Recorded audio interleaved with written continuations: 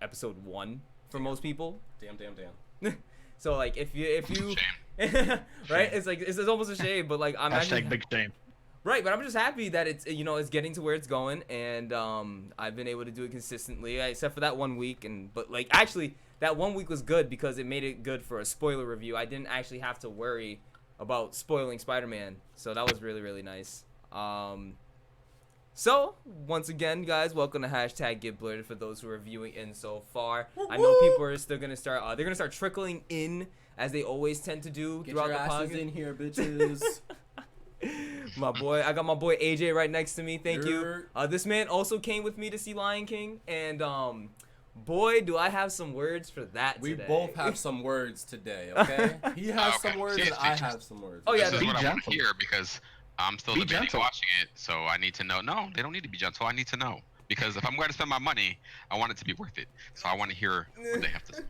Oh no. Rich is being skeptical about a lot of things. I just made him skeptical about a certain restaurant to go to now. So But see, like, okay, so like with particularly with Lion King right now, and we're just gonna jump right into it. We're gonna get right into this.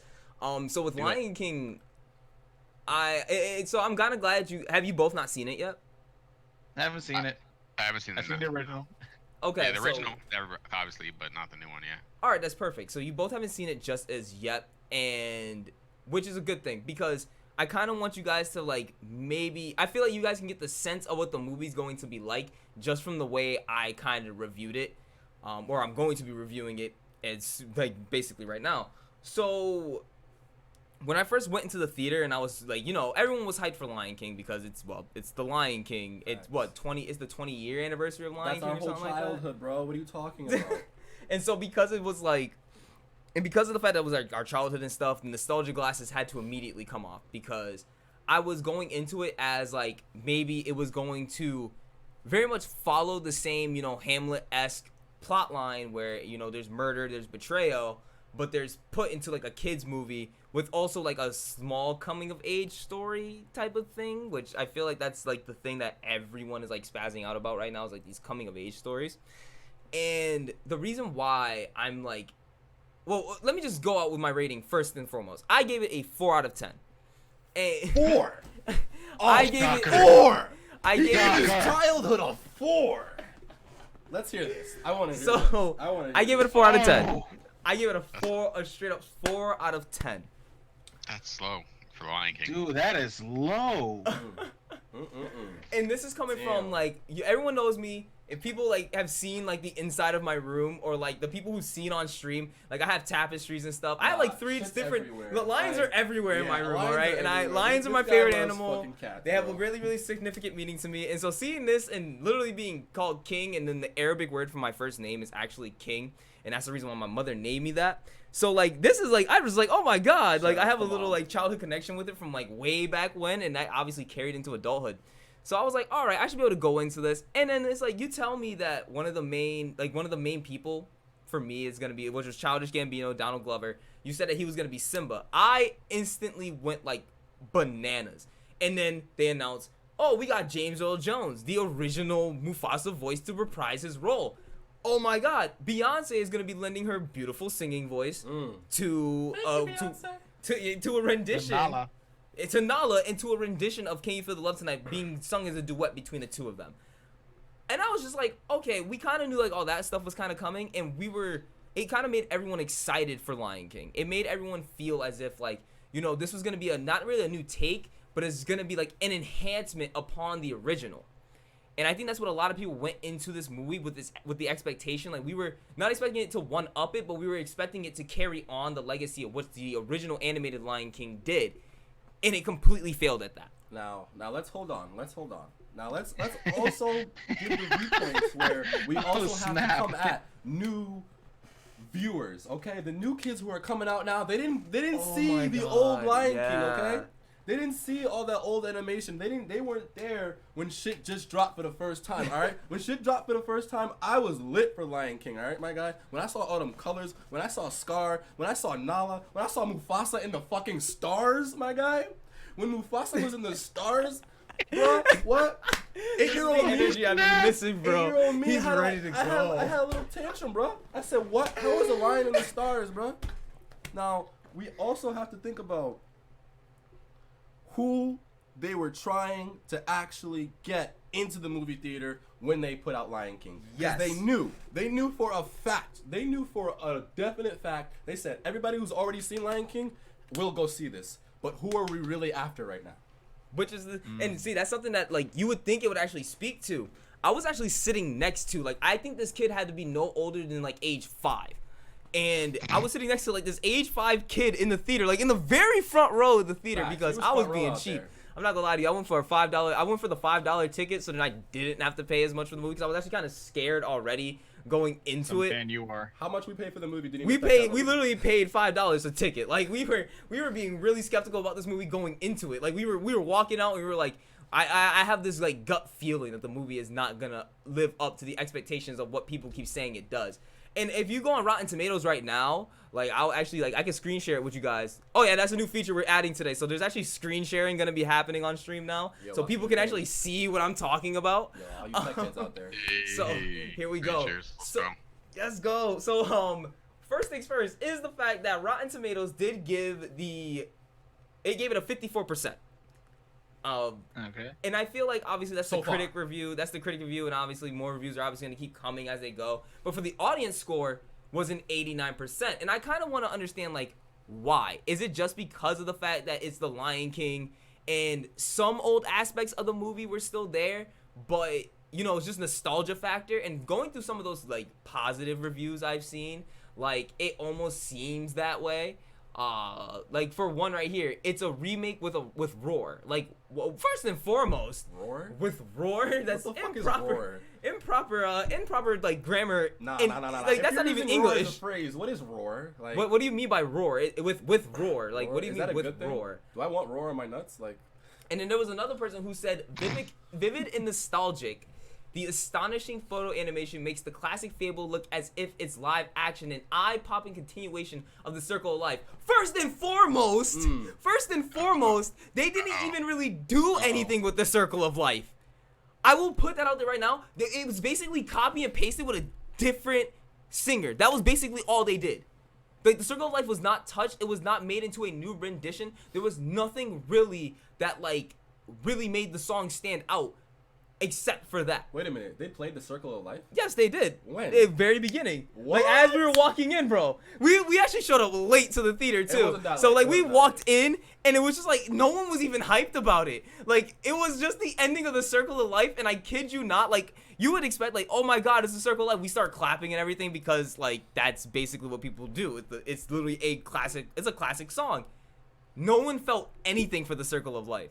I was expecting to maybe have heard people singing along as I was walking in. Nah, I did not hear a single sing-along. Nothing was going on. Like, it was just dead silence, as if, like, you could say that maybe a movie commands respect in that aspect, but I don't think this movie commanded that type of respect, if you get what I mean. No. Like, Because people I were can tell just you like... I can tell you for a fact right now, every time I heard Wakanda and Black Panther, I shouted my ass off. Nah, that's not true. That's not true. It The movie does not demand respect. It's the audience who demands the respect of the movie. That's what it is. Right, and what I just hated the most was that it was from right there where certain moments just did not ring out like how they should have. I knew the movie was just going to be a downward spiral. So for that 2 hours, I sat through basically what really felt like, from James Earl Jones, one of the most recognized voice actors, prolific voice actors in like history. This man unfortunately felt like, it just felt like he was just lazy reading. It like his, like listening to him, like this majestic, strong, courageous character of Mufasa did not feel like it was there. You did not feel like you got that regalness of a king from Mufasa himself. Scar was a terrible villain this time around. Like it didn't feel like, I forgot, who did they cast as Scar? Isn't that the wizard dude from, the dude who was the like who turned the evil wizard in Doctor Strange? I can't remember his name for the life of me. But like it was the black dude. I'll just say it's the black dude. Let's just put it out there. It was the black dude from Doctor Strange. And The only black dude. the only black guy in there. It was like, okay, you guys got the only black guy from Doctor Strange to do Scar. And his character didn't even feel like there was any motivation behind Scar to actually try to take over the throne. Obviously, we knew what his motivation was. He was jealous of his brother, so he ultimately wanted to kill his brother so he can oversee the throne. It's a power struggle. But the emotion behind any of it did not feel as if Scar really even mattered to the story. To the point where they had to give it even... Like, they had to retcon... They had to retcon Sarabi, alright? They basically disrespected the queen right there and said... that she was originally supposed to be with Scar, but because of the fact that Mufasa became king, she went for Mufasa instead. Like, how do you disrespect her in that kind of, like, in that art? Like, how do you disrespect her in that way? Like, you basically are saying, like, no, she went for the rightful person of the throne, and then Scar saying that I was the original rightful person, and because Mufasa took it, you left me. So there was an inner, like, love story between Scar and Sarabi that we didn't know existed, but that was never made an implication whatsoever. Like, why would you retcon that into the actual, like, storyline? I think they were trying to build in a hierarchy in how things work in the jungle. Like, you gotta have your queen compared to your king. But whoever those two characters may be, like, you don't have That's to. super Scar wacky. did not That's- actually become the Wow. king, It's but yet so- he was always trying to get that position to become the king, so that he would have his queen, That's so that so- he would rule over his lands and fucking eat every day and fucking do whatever the fuck. But he wanted. fucked it up for everybody, Yeah, though. yeah, you fucked it He up for everybody. mucked it up. Like, He let actually me tell you, destroyed everything. Let me tell you, and the worst part is that, like, what I liked is the fact that there were some plot holes in the original Lion King that did, like, actually get filled up within this. But even with those, like, plot holes missing from the original Lion King, it still made the original that much better. Like, we could fill in the holes for ourselves on certain, like, aspects, and we didn't feel the need to try to justify certain emotions that were going on in the movie. I ultimately ended up hating this movie when I realized that Timon and Pumbaa were the actual, like, live, like, the best part of the actual movie. Oh my They God. stole the movie for me. Oh my And I God. hated the fact that Timon and Pumbaa, like, Wow. really, they were literally the highlight of the movie. Like, when, They were the So, complete comic relief. they redid the original tune for Timon and Pumbaa when they were talking about, like, when they redid Hakuna Matata. What I liked them, Matata? when they redid they redid it. Yes, they completely redid it. They didn't really, like, redid it. Like, obviously, most of the lyrics are still there. And honestly, Hakuna Matata is probably the whole highlight of this entire movie. It's probably the one part of the movie that make you feel as if that you can continue watching it through the end just to see what happens and to see how they change certain things. So, like, one example of this was when they were explaining, like, you guys remember in the original when they were explaining about, like, Pumbaa's childhood, how he could clear out with a fart and everything. Like, he could clear out the entire watering hole with a fart. So Right. they let Seth Rogen continue that line because the original Timon will say, Pumbaa, not in front of the kids. Oh, sorry. This time, Seth Rogen goes, he slows himself down, he goes, and when I farted, are you gonna stop me? And they're like, he's like, no, you gotta just say it out loud. And it's just like, that was the funniest part of the entire movie. Because of the fact that you weren't expecting it, you kind of expected them to just go along with the original. Yeah, And, it but did. it's like, and then when you get through the whole point, like, they made a little, it was like a really good comic relief for the whole entire movie. But that's literally the only thing this movie really has going for it, is the fact that there was really good comic relief between Billy Eicher and Seth Rogen. Those two really killed their roles. I wholeheartedly believe they were the best part of the movie. Now I'm gonna move on to Donald Glover and Beyonce, the contrast between the two. Oh my God. It felt so forced, their dialogue, I did not know what to do. Whoa. Forced. Hold on. Forced is a really Hold on a strong minute. word. Seriously?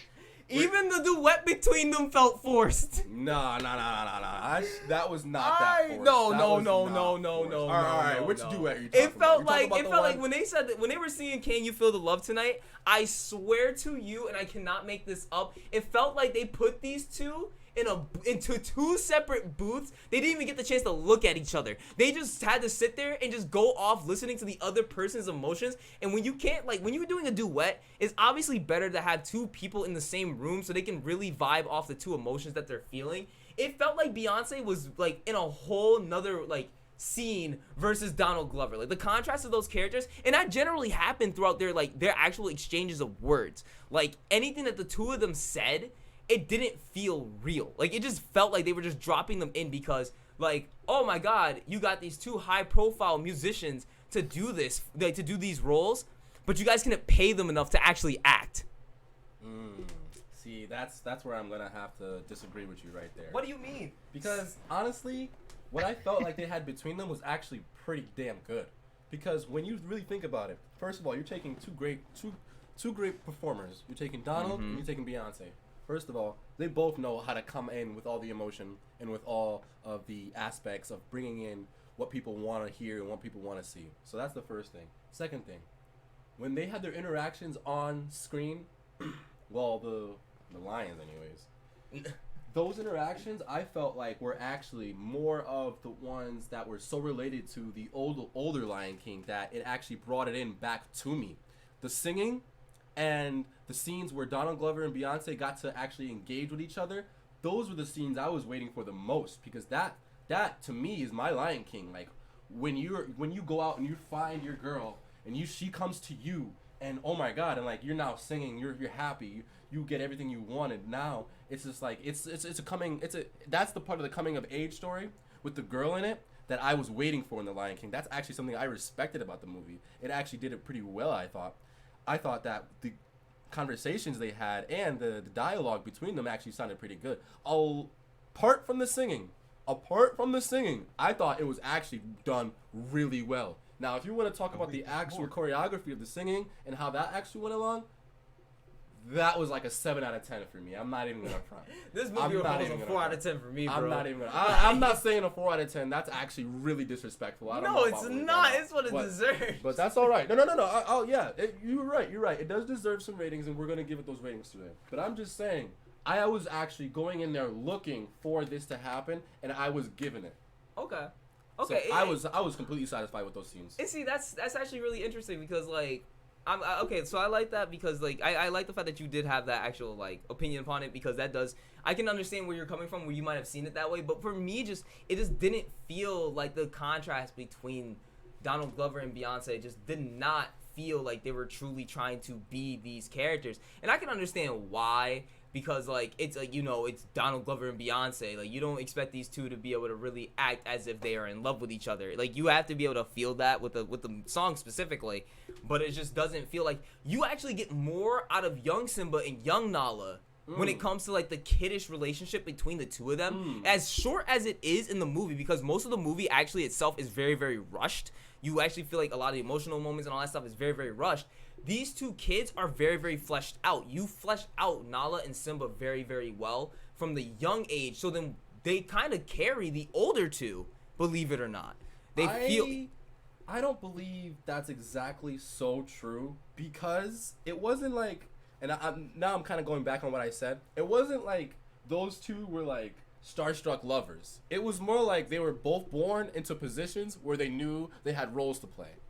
And so any conversation about love and actual attraction between them was sort of minute, because there was no working up to like a love story between them. Right, which made you feel as if the relationship was a lot more genuine. King. Oh, yo, you're the next queen. We should be chilling. We should be kicking it until, boom, we are king and queen ourselves. Exactly, and that's what makes the relationship between the two of them feel so much more genuine. And they do it better as young Simba, young Nala, than Simba and Nala actually do it when they're older.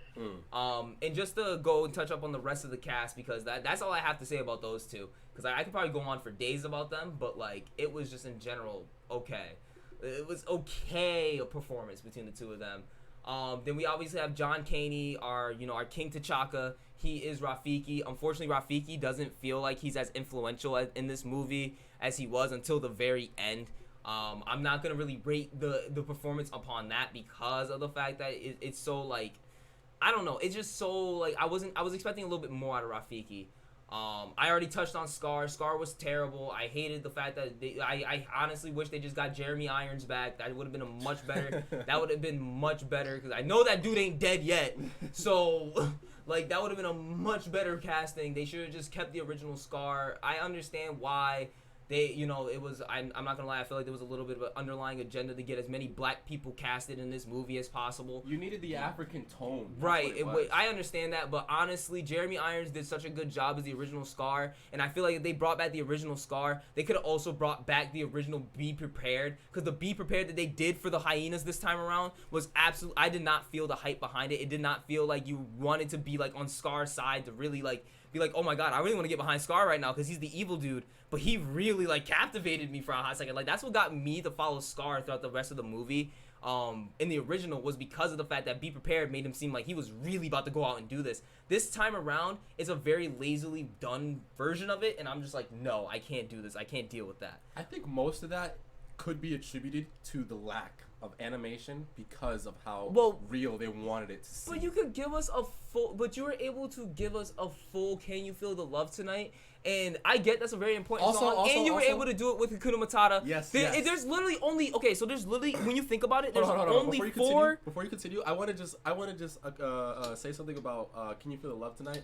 When they play Can You Feel the Love Tonight in the animation, first of all, Simba, he licked Nala's nose in such a sexy way that I will never forget that. That's what I also too miss. I just want to remember that. Yes. Oh my god. I don't think I want to see that hyper-realism. In the animations, those are what did it for me too. I can clearly say that now. Yep. Because those interactions, those little things, those little touches, those little licks, you didn't see that when there was actual lions fucking around. What you saw was like the teeth and the realism. So I think that. Bro, are you trying to say you were down for softcore lion porn? Yo, I'm trying to tell you that Animal Planet on HBO is fucking lit, bro. Dude, there's something wrong with you. There's a lot wrong with you. Oh God! Bro, alright, we go tone that down a little bit. I'm just trying to say tone that down in a little the bit. Animation, there was a lot of more feeling that was given to the audience. Oh God! In this new Lion King, that is a lot. That's a lot even for me.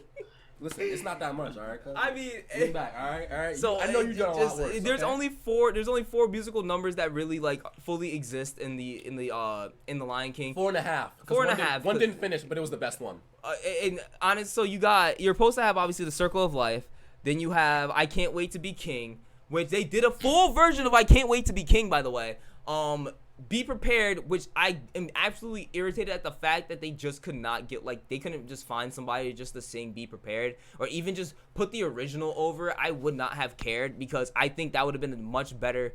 Like, give me that extra 2.5 minutes of the film, put the original Be Prepared and overlay it, or like have maybe the original kind of just like in the background as you have Chiwetel Ejiofor, as you have him sing over as well, because that would have honestly made it that much better, because you would have had like the original kind of backing him up. He wouldn't have to actually have sung a whole lot, and it would have made a lot more action happen. Then obviously John Candy is Rafiki. I already said I can't really talk much about that. John Oliver is Zazu. He was actually a funny Zazu. I don't know why. I did not like his voice on Zazu. It was just like his lines and his deliveries were really, really good. And the fact that he was able to fight off hyenas in the battle scene as Zazu was kind of funny. But I don't want to say like he was the best Zazu. You had Keegan-Michael Key as one of the hyenas. And also Eric Andre as another one of the hyenas. And I thought that was absolutely hilarious, because they had this dynamic between the two of them where it was like, yo, give me some personal space. I can't stand you right now. Like, I loved it. It was great. They were actually really, really funny. Shinzi being the ringleader of the actual hyena, like the hyena pack, and them bringing a bunch of extra hyenas was really, really good too. I think that was actually something great, because it like kind of explained like where did we go from 3 hyenas to 1,000,001 hyenas. Like they were just like, yo, there's a full pack out here, and we're gonna make sure you guys know there's a full pack. Like the chase scene between Nala, Simba, and the hyenas, there was like a good like 20 to 30 hyenas. Like you see these dudes come out the woodwork like, yo, we're ready to scrap, come get us. Like they were really ready to mess up some cubs. Like they didn't care. Like they really, like they made that scene was actually dark. And that was actually one of my favorite scenes, was that chase scene, because you were just like, damn, they're really about to mess up some kids. Like they don't care, these are cubs. They really just want to eat these kids. So you really felt that like heavy. And I mean like really, really heavy in this scene. So I really messed with that. And then obviously Alfred Woodward as Sarabi, she did a really, really good job because she's like Black Mom. Like, I literally call her Black Mom in everything I see because I think she only plays a mom in everything I see that I've seen her in. She was the I think she was the woman who gave Tony Stark the in Civil War the picture of her son, who went to go build the sustainable housing in Sokovia during Age of Ultron. So she was the mother for that, and I'm like, I can't believe that was another thing she played a mother in. So everything I see her in, she's literally a mom. And her playing Sarabi here was actually really, really good because unfortunately, again, the original voice actress of Sarabi passed away well before the new Lion King was a concept. May she rest in peace. But this was actually a really, really good replacement. Even though Sarabi doesn't have a whole lot of voice lines and voice acting to do, she did actually kill her role. She made it very, very known that she made that regality of Sarabi like exist. And the final thing I want to talk about is just the actual CGI itself for certain aspects. Certain things you could tell they were lazy on. Obviously, it's Disney / we've seen where Marvel is going, and basically I'm gonna switch back to the live screen here because now we're done looking at the cast and stuff. You basically see where the CGI was lazy. You could tell in certain places where the CGI went kind of bad. Scar, super lazy. You can't even see the scar. Scar, I couldn't even There's tell no what eye scar. it was on. Deadass. Like, if you've seen the posters, oh my god, let me actually pull up the Lion King Scar poster because I want to actually, this is something that I could not stand, is the fact that, like, if you look at images of the poster itself, you can clearly tell that there's a scar on here. And okay, yeah, I'm gonna screen share. Yeah, I see it. Like, this is a poster for this year's Lion King. You can clearly see on the screen that there is a scar. I'm gonna just like, oh wait, I can't do it, but I'm gonna circle it right here. There's literally a scar on Scar's face, right? Yeah, you can see it right over his eye. Yep.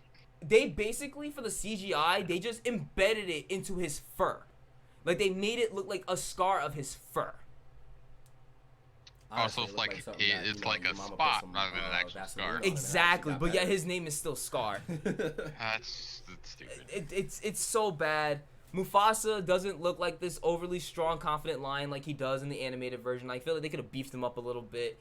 They were going for real hyper-realism on this, and I could tell that's what they were trying to do. Hyper-realism was the focus. And they did a bad job with the hyper-realism. Like, they did a really, really bad job with the hyper-realism. I was not happy about the hyper-realism with it.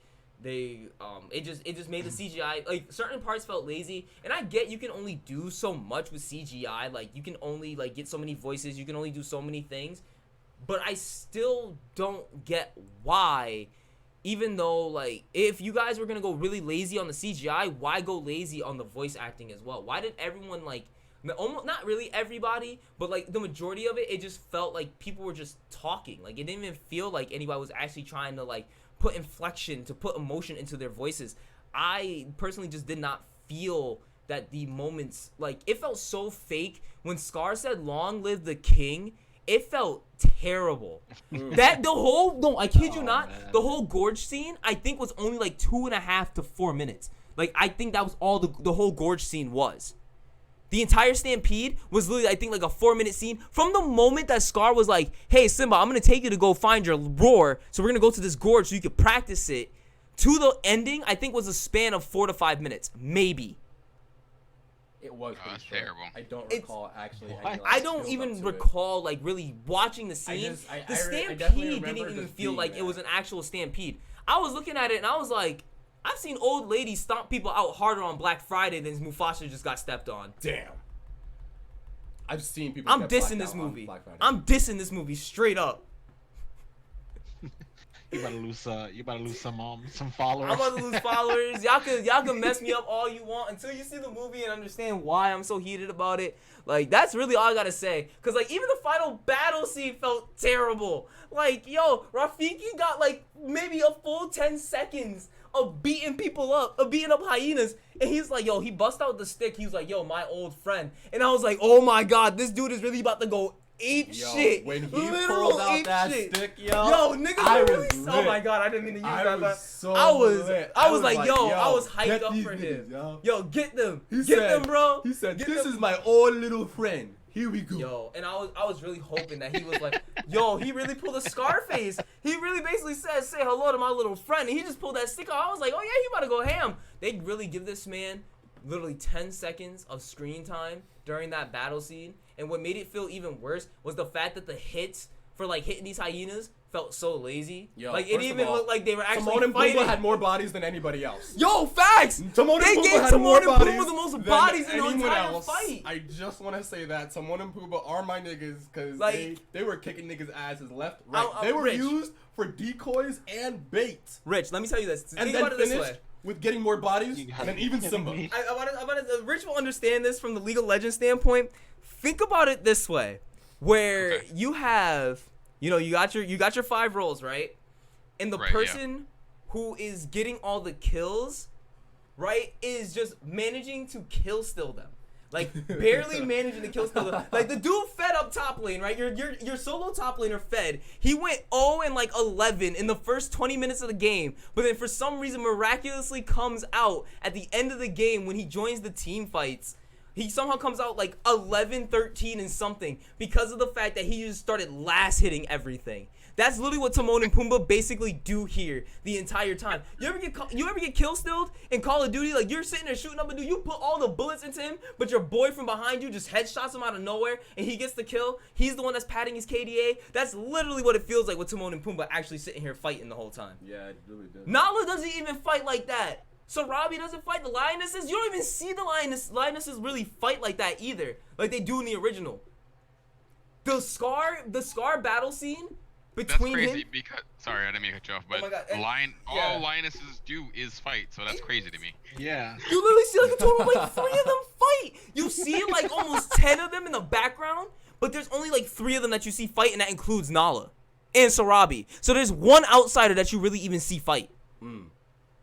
That's not from the main You cast. gotta be kidding me. Bro, I wish I was making this up, man. But I got a man right here who sat in the theater right next to me, bro. I mean, if you want Sat to talk right about next to me. how many people I saw actually scrapping, how many lions I saw actually scrapping, there was Simba. And it's Timon and Pumbaa. That's it. that's all I saw. Dude, That's you crazy. It was Simba. Wow. Simba was scrapping with No, Scar. really, at the some only points. dudes you see At some points he scrap was like scrapping with that. Scar, but then Timon and Pumbaa was Well, the no, you actual see ones Nala. fighting. You see Nala because she fights Okay, Shinzi. Nala, She yeah. fights Shinzi. She's like, yo, Yeah. I'm coming for you now because I'm Yeah, getting yeah, yeah. revenge from all those She- years ago. Yeah, she like, was like, they yo, were really she holding was a like, grudge come between get each this other. work, Like, nigga. And that's she was what she like, wanted. oh, so what's up? I'm ready for it now. Before you tried to catch me when I was small, but now I'm big. How is it feeling right now? She was like, yeah, let's get that work. Also, there were certain moments where, in the original, you notice, obviously they had the roars that they interjected into the voice acting, during the battle season and stuff, so you really got, the sense of it. One, they didn't even do also, I forgot to mention this, they didn't even do the Mufasa in the cloud scene right. They didn't even show Mufasa in the clouds, bro. That was bad. They didn't even show Mufasa in the clouds. They just had James Earl Jones's voice speaking his original lines from the original movie with no lion in the clouds. All right. So this is what I'll say about that. There was technically That's the crazy, shape of some eyes in the clouds. It was shape of And eyes, when the but lightning- the original gets And when the a lightning whole struck lion. twice during the entire dialogue, I saw those eyes. Also, by the way, Nala was along Simba's journey when he was returning home in this movie. When in the original, it was all about him truly going back home and accepting going back home. Nala was Yeah, not it was there by until she himself. found them on the outskirts of the Pride Lands. It's so they did so many things wrong, and in the Scar battle scene, there was you don't some even get the rushing. slow-mo scenes There that was some really rushing. insinuated the final fight. You didn't even get that between Scar and Simba. It didn't even feel like it was a battle. It really felt like you got 1, 2 swipe. Oh, okay, Your Majesty. Here's the pocket sand. You might as well just have Dale going pocket sand from Yo, King of the he Hill. said, "Fairy dust." Pocket sand would have been. Pocket sand. If they said, Oh, yo, if Scar came out of nowhere you and really said, hated this. yo, if Scar came out of nowhere really and hated said pocket sand, I would have been happy. That needs to be I a would have meme. been someone just say, yo, Scar say pocket Somebody sand watching instead, right yo. now needs to create that meme. Oh my god, put Dale's voice over Scar and just Please. have to say pocket sand, Please. and this movie will become a 6 out of 10 Yes, for me. it- That's how What? much better it would have been. Not I even a hated seven. it, yo. He doesn't Not even get even the, a they honestly, this movie was so bad. It was just, I was hate not the that fact bad. that I went in without the nostalgia goggles on. I could care less. Oh no, I went with those on heavy. No, Those shits I were could care fucking less about thick. comparing it 3-inch to the glasses, original. my guy. But that's the thing, is that the movie kept trying to compare itself to the original. So if you went in without comparing it to the original, it's even that much worse because of the fact that it compares itself on purpose to the original. Let's hold off. If you went in not knowing about the original, you probably would have fucking liked this movie. In which most kids did, but why the hell was a 5-year-old kid right next to me looking like he was dumbfounded at what just happened? The Mufasa death scene happened, and there was literally a kid right next to me that he looked up, looked at his mom, and they left. God. That's crazy. They left out the theater. I kid you not, Hold on. There were seats that were filled and then seats that were empty as soon as we were leaving the theater. So this is one thing about a movie theater I can always say for definite. If people are getting up during the movie to go refill your popcorn or go refill That's your how you know the movie's drinks, bad. to leave, to go take a shit, piss, whatever you gotta do. If that's happening so much that I get distracted by the people behind me. Now, I was in the first row. So yeah, we got some distractions. So now, how could you possibly distract somebody who is in the first row with just your moving? But yeah, when I went to go see Spider-Man, I did not move from my seat. No. When I saw Avengers Endgame, I sat through that 3 hours. Oh God, no. I sat through that full 3 hours. Anyone who got in my way. Same that I did the same exact thing. Easy. I did Yeah, the like same if exact you're thing. if you're into the movie, there's no movement. There's no. Right, this movie didn't even keep people's attention. No, speaking of Endgame, mind real you, quick, the I did have a audience buddy were of mine that did get up short attention from his span. seat to go take a shit. Oh, jeez, no, he's not allowed anymore. He can't call. So he missed, I think, maybe a good 10-15 minutes of the movie. Oh my God. So I'm like, we're about to say, it's like, dude, what the hell? Cut the shit short. That full 3 hours, man. But see, that's the thing, and I'm like, I've sat through other things that were horrible. Like, I went to see Annabelle Comes Home, and I managed to sit through that easier than I was sitting through Lion King. And that movie was terrible. Actually, I didn't see that one. Don't go. Please don't. Shit, Don't really? do that to Are yourself. you Well- giving it a rating like this one?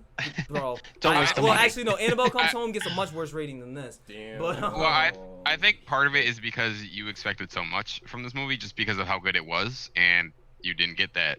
So that's part of the you know, reason. it's funny. I said the same thing to myself when I was leaving the theater. And that's what originally when I went through it, it was funny because originally when we walked out the theater, I gave it a 7 out of 10. And I was like, okay, I'm going to sit through this and I'm going to keep reviewing. I'm going to keep going over my notes. Let me really think about how this movie was. And when you really look into it, and Rich, if you decide that you want to go see it yourself, by all means, or fine. Yo, check that shit out, bro. I'm still going to check it out. I'm personally. probably no, gonna no, still no, check it no. out, just because I always like to get my own opinion of Right, things. which I would rather you guys do, but like honestly, like I really can't make like everything that I said, and the more and more I kept going over my notes about the movie and stuff like that, I was just like, this movie's rating keeps getting worse and worse and worse as I keep going over it. Like there were some things that were really overlooked. There were some things that were just honestly just bad. Like it was just Hold on, really... but hold on. Do you feel like you're kind of nitpicking a bit there now?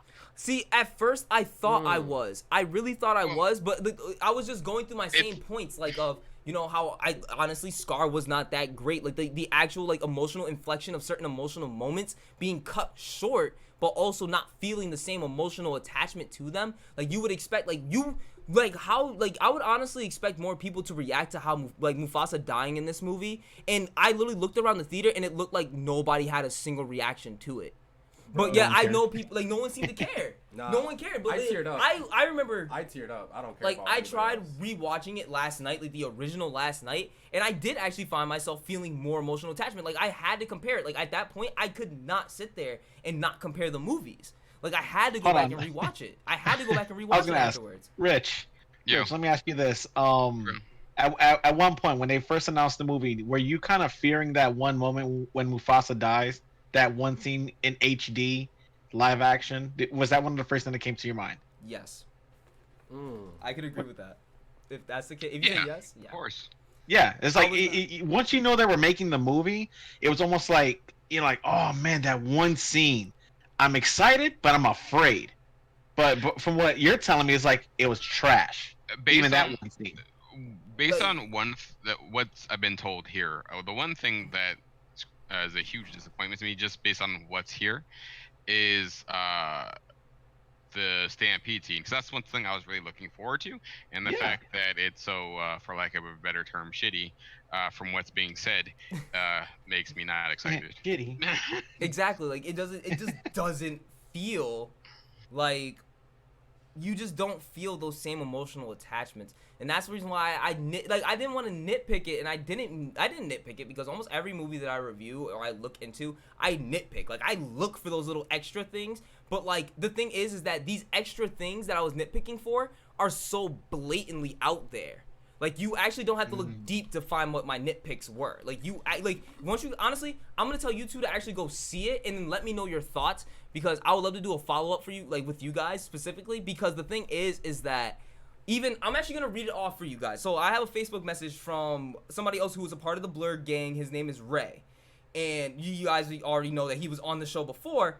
Ray had his own particular review for The Lion King. He kept it really, really short for me. Damn. So this is the message that he sent to our group chat. Let's hear the words from Ray. So I gotta say, Lion King was eh.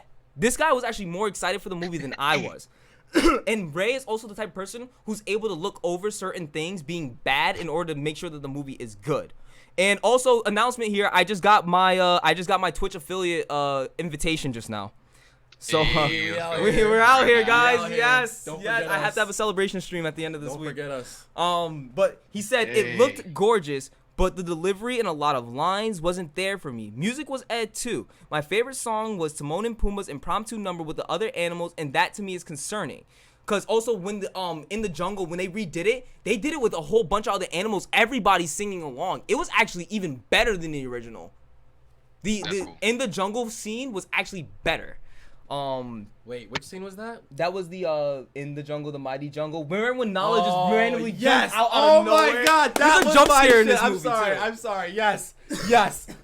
That's the half a scene I was talking about before. The 4.5 scenes. Oh my god. That was if the Nala other did scene. not interrupt that scene, It I would have been swear a to God, beautiful work it of would have art. been the number Like, one it was scene. honestly, it was probably the best scene in the movie. I began to It was sing probably along the best scene in the just movie. because No, of, our theater started singing along to it. yes, everyone. Like, our theater started singing along. that was the actual song of the night.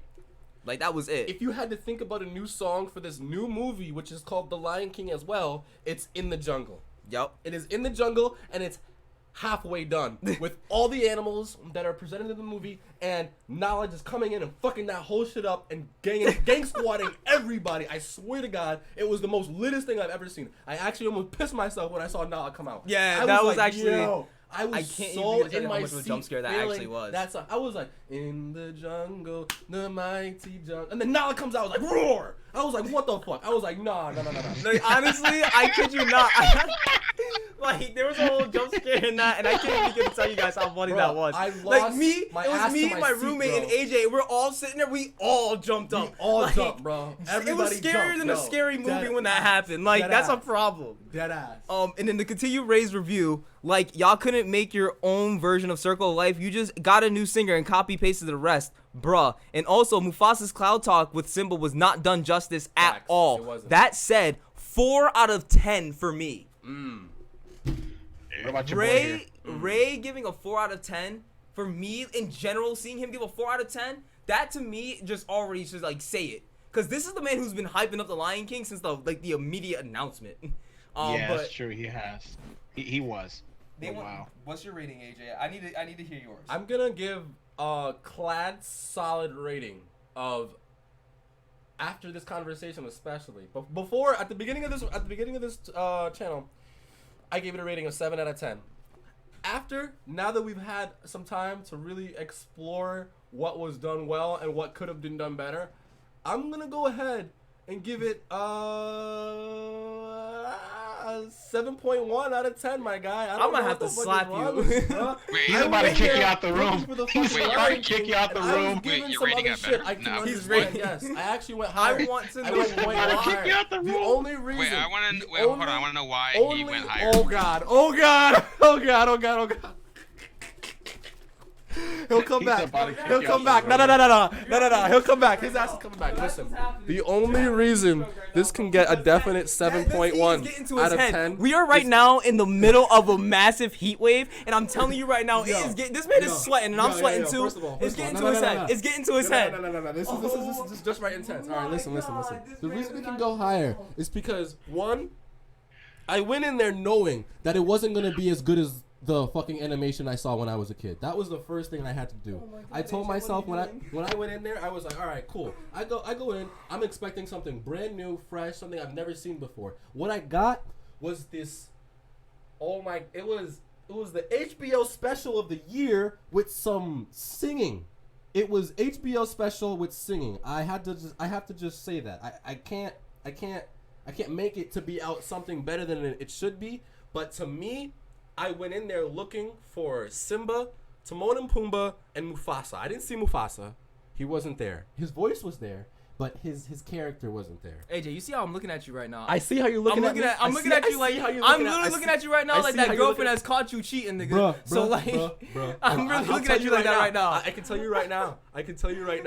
Yeah, AJ tilted. He's got me tilted. This man's got me tilted right now. Let me finish, my guy. Oh my God. I went in there knowing it wasn't going to be as good, and I came out happy that I was exactly where I was. I knew how much I was going to like it, and it came out knowing. Can you at least just keep it your original rating? No.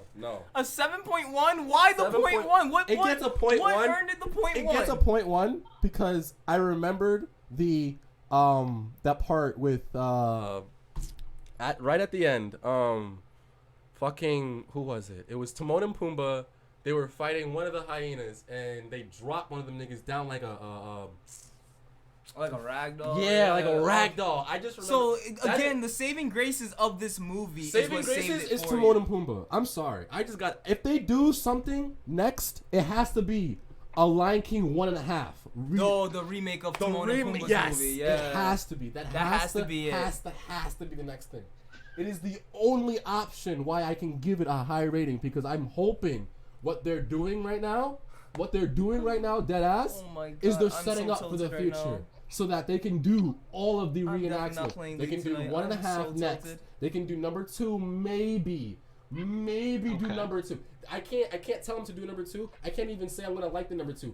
But the 1.5, that could save them. That could literally save Lion King. This new reenactment of Lion King. That's it. All I'm asking for is just not lazy voice acting. No, lazy voice acting was absolutely the factor that brought it down 3 points. But after that, I can't tell you it wasn't a good movie because I went in there and I actually enjoyed some of it. Hold on. So here's my question. All right, wait. What's your question? Okay. So I'm just gonna put this bluntly. So based on your last sentence, yeah, you said the only thing that's saving this movie is the fact that there might be another movie. Yes. So how do you give a movie a 7 out of 10 if you're hoping that maybe something else makes it good? That's all I want to know. Actually, that's a really good question. Now, damn. That's actually a really good question. The reason I can the reason I can give it a 7 out of 10 is because I don't expect the next one to be any better or any worse than what I've already seen. I have to give it some type of neutral statement or neutral rating where I can expect to see more or just fall back onto a horrible rating like Malik gave it. I can't give it that low enough rating. Maybe have to pull up the difference honestly, it's like a Dark World. honestly. Right listen, no, you don't have to pull that up. That's unnecessary. But listen, what I do want to say, final thoughts, is that I went in there knowing it wasn't gonna be as good as the animation because the animation is what made my childhood. I'm not about to see something better than what I've already seen when it's a remake, bro. It was a remake. It was 100% remake. Did the remake do a good job? Did I like it? Yes. Would I go and see it again? No. And I spent $5 on it. You know. But will I? What rating? What rating would I honestly give it at the end of the day? I'll give it a 7.1 because I hope there's another one who will have the better rating. The Timon and Pumbaa story, that's the only part of this movie that I felt like they actually did maybe sort of correct. There were other parts where I didn't fall in love. I didn't fall in love with Nala. I didn't fall in love with Simba the same way I did when I was younger. And I didn't fall in love with Scar. First of all, Scar was one of my heroes when I was a kid, all right? I'm going to let that be known now. He was actually my favorite character. He was a fucking hero. He was that man who said, yo, I want to be king. And his brother said, nah. And I was like, all right, bet. I'm taking that shit, bro. smacked him out and took that shit. First of all, that's incentive, bro. Like you can't get anywhere else in the world without having some type of mindset like that. So that was the reason Scar was my hero as a child. But I love the description. was the movie done properly as it before? No. Did they hit all the important parts where they should have? Sorta. Like they tried. It was a little precise, but they also but rushed it. yeah, it was rushed. It was quiet. It was quiet in the theater. There wasn't a lot of good to build it up to anything like redeemable to the original. I want to always I gotta say this. I to the original, my guys. All right, everyone who's listening out to this, the original, 10 out of 10. Fucking blow my mind out, 11 out of 10. Please, I'll watch it right now in fucking slow motion. But this new one, nah. No, I just hope there's another one. I just gotta give it enough high enough rating so that they hopefully see this. Who created this? Fox Studios. Fox Studios see this and fucking puts. This is Disney still, bro. Disney? Oh God, Disney. Disney. Oh my God, I forgot Disney. Oh my God. Oh my I God. asked everyone a question. No. How many other Disney movies has everyone seen that the remakes of the live actions, like the Cinderellas, the Oh Maleficent, my all God! that? All those other remakes Jesus, are bro. trashing. Like, They're all that's- trashing. They're all trashing. I don't think they're all trashy actually. I No, thought Mowgli I was thought- actually good. Mowgli I was thought- good. Mowgli was not good. I didn't see No, Mowgli. he's I not thought high right now. Actually, He's Yo, I have good. actually been sober for I thought- 48 hours now, so get that, motherfucker. I thought Beauty and the Beast was really good actually. Actually, Beauty and the Beast wasn't that bad. Actually, I had to watch it. It No, wasn't actually that bad. yeah, I think I've seen every live action. I've said, I've seen- however, I said this many times with my friends, that I feel like Gaston should have been played by The Rock rather than who they had, because I feel it would have been 100 times better. But other than that, Yeah. I mean, I feel like The Rock is also very comedic, considerably comedic now at this point, so I can see why they didn't cast him as Gaston. But with that said, that's the Lion King review. Yeah. Oh, good God, that was a. I don't know, guys. If you're gonna spend money on this in the movie, just make sure it's like a 12 o'clock showing. Right. $5. Make sure you get that $5. Look, Berlin Picture Show for $5 if you go before 12. The Almost every matinee single day. seats. Yeah. Got it. Get those cheap seats. I'm gonna say that right now. Get those cheap seats. If you want to see a HBO special, you should go at 9 o'clock and just cover your ears the entire time. Oh my God. That'll be good too. It's funny because the funny thing about it is that like for this movie too, you can literally copy and paste most of the lines from the original and just guess what they're saying. Literally. You already know exactly what's being said. You absolutely. You don't could. even have to really. You don't. don't have like a you don't deaf have to person listen. who's seen the original They'd with like it. subtitles They'd like can it. go ahead and watch this movie and know exactly what's being said. Yeah, they love it. They They don't love need that shit. subtitles. You don't need subtitles. They would not need subtitles. They'd like the fuck out of it. There might be the newer scenes that were added in to like fill in the extra plot holes and the extra added scene between Scar and Sarabi. Then you might need obviously subtitles if you're deaf. Not like But a if blind you're- person would go and see a movie anyways, but if a blind person saw this movie, they would hate it too. No. Like Whoa. the singing wasn't always there. Like you could honestly, like if you closed your eyes and just listened to the singing, you just wouldn't feel Oh, like good it was God. something that was there. I Like, didn't think- the singing, honestly, the This is singing coming. isn't This is something coming I from the like guy that just personally. gave it a That's one thing I have to put 7.1. out there. Right, like Singing is not something I like. I like just to gave it listen to. 7.1 and he does all of this. Yeah, bro. I got to. Oh, I got to. It's my Well, childhood. so- Like, I'm falling back, All right, bro. so you're gonna. So we just. I just sat here for an hour and just ragged on Yeah, this you movie. did. Like I just You did. ripped into it. I had to listen to all that. I had to. So with that much said, we're gonna move on because like I think this is something else, and I'm gonna screen share this time around because we this one's actually really really important. So we just had San Diego Comic-Con happen Whoop, whoop. like literally yesterday and then obviously today. And so basically the big thing of San Diego Comic-Con right now and what everyone's talking about is currently the next phase of the MCU. So we obviously knew all the Disney Plus specials that were coming out. So we got Falcon and Winter Soldier, we had WandaVision, Loki, which is coming out spring of next year. We have WandaVision spring of next year, fall of 2020, or no, 2021, I'm sorry. I'm reading these all wrong. So we got Falcon Winter Soldier, which is fall of next year. We have WandaVision, which is spring of 2021. We have Loki, which is spring of 2021. What if I forgot what that one's exactly going to be about, but that's also the summer of 2021. And then we have the Hawkeye series with fall 2021. These are obviously everybody who's in these roles. They're reprising their original roles. So Tom Hiddleston, Elizabeth Olsen, Jeremy Renner, Sebastian Stan, Anthony Mackie. Was They're it Paul all Bettany? Yeah, Paul Bettany. They're all coming back for their original roles for each and every single one of their Marvel characters. That's the reason why obviously none of them were killed off, why none of them retired after Endgame is because of the fact they have these things going on. They have to make sure the continuation of the series makes sense. And then we also got the next phase of movies announced and their release dates, like exact release dates within the next 2 years. So the first one that's actually going to be coming out to start off Phase 4 of the MCU is going to be Scarlett Johansson's Black Widow. I didn't even look up on that. Dude, that's Is that gonna be like I a think coming they're up saying it's a story for her? prequel. it's a prequel, but Yeah, I- prequel has to be. Yeah, because she's dead, but it's a prequel bro. for her Like, series. she's Yeah, totally. She didn't It's- come back at the end of the Yeah, movie. I like, think- there wasn't an I think extra they're cut introducing scene, the right? villain Like, a second Taskmaster? cut scene. yes, they are. Oh, that's my dude. I Yep. love Taskmaster. And then Yeah, we- they're introducing Taskmaster and I just kind of said that wrong almost, but yeah, no, I was looking at some of the movie and I think for What If when I was looking it up, it's apparently it's an animated series that they're going to be doing for the first time, but the voice actors are actually going to be the characters from the MCU, Yes. and they're going to be looking at scenarios of what if like what if this person made this decision and not that decision, something like that. How Oh, would have that's everything kinda turned cool. out?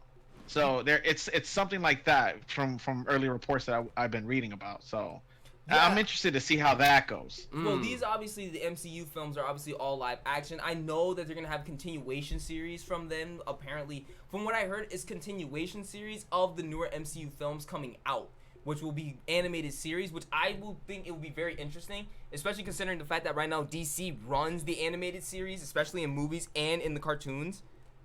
Yeah. So that's something that's really, really big in general for us is the fact that now that Marvel's like we can get into animation, DC's gonna have to step it up because like of course we had Into the Spider-Verse, which took people by storm. First of all, completely. Into the Spider-Verse, best Spider-Man movie I've seen. Not Spider-Boy, Spider-Man movie. Well, I mean, we get a whole bunch of different Spider-Men, women, and Spider-Boys, you mean? boys, Yeah, we've yes. been getting a lot of Spider-Boys lately. But He really does not like Tom Hiddleston. listen, I just think that, if you're going to call Hiddleston? yourself a You think man, Holland? you should just be a man, Well, then he's motherfucker. not gonna be happy to hear this because Spider-Man 3 was also announced. Oh my Which is Tom God. Hiddleston's last contracted movie, and they're saying that they're trying to become You mean Tom Holland? Tom Holland. Holland. Why am I saying Hiddleston? Holland, Hiddleston. You're thinking about Loki. I don't know why I'm actually getting these really confused today. This is the heat. I'm telling you guys, it's the heat. Bro, I This walked out heat of my is apartment killing today and I immediately started sweating. Yeah. It was fucking It ridiculous. was bad, and we played basketball for like a good 3 hours earlier today, and Bro, I honestly thought I was gonna die. I had, like, almost double vision cooked on the court. myself It was bad. alive. It See, was the ridiculous. mistake you made was actually going outside. Yeah, exactly. And knowing my skin color is meant to absorb this stuff, yeah, not exactly the best idea. Bro, if you're looking at me right now, I am now one shade darker than I usually am. Everybody, I just want to let that be known. I got exactly one shade of tan I today. am very, very close to no longer being called light skinned very, very soon. If I keep going back out in the sun like this, I will be overcooked out the oven, like straight up. So Tom Holland, hey, obviously he's contracted for one more movie. And they're saying I think the villain for that one they want it to be a Wakandan-born Kraven who's trying to hunt down Spider-Man as the greatest prize. Which I'm wondering how that's actually gonna work because I'm trying to see how they're gonna work it into like the whole end credit scene where Spider-Man was revealed to all New York and basically the entire world. But with that said, the next MCU film coming out is going to be after Black Widow will be The Eternals, which is November 6th of 2020. Now, I'll be willing the first one to admit that I am not a big fan of The Eternals. I have not really seen as much about them, but I can't remember who they said the cast was for The Eternals. Angelina Jolie, Salma Hayek. They got a few people coming out for this movie. Yep, so, I think Don Lee. Yeah, there's gonna be a few big names. It's gonna. I don't know how I feel about it though. Yep. Wait, who was Thena again? I can't remember actually. Dina was Tess. What's her name? Well, I forgot. Oh, and Salma Hayek will be Ajak. Oh, Really? that's actually okay. So, like I said, I'm not the biggest fan of the Eternals, but even though I don't like Angelina Jolie that much, I have to admit that when she really does get into a role and she's directed properly, she actually can kill whatever she's in.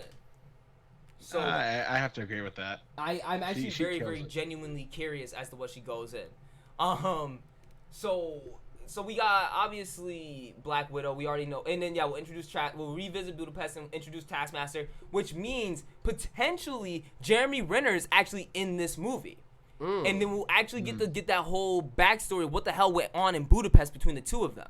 That's something I'm actually really, really excited for, to finally have that sealed up. And then we obviously got a poster for it right here too, her fighting Taskmaster. Oh, nice. Then we have obviously the Eternals we spoke upon. Falcon and the Winter Soldier is gonna be basically like a buddy film between the two of them almost. So we got obviously Sebastian Stan and Anthony Mackie, but now it looks like Anthony Mackie will no longer really go by Falcon. He'll probably be the new Captain America in this series. I think the cover art, whatever the symbol shows, the Captain America shield on it. Well, yeah, no, it does, and that's the reason why I'm thinking, like, and they at Comic-Con they had him come out holding the movie prop shield. Ah. So I can see it being him next. Then we got Shang-Chi will fight the Mandarin in the Ten Rings. So we're gonna get the actual Mandarin. I cannot wait for that. We're gonna get the actual Mandarin coming up in the. Do we actually get the Mandarin? Yes, the actual Mandarin will be fighting the 10. They'll be fighting the 10 Rings.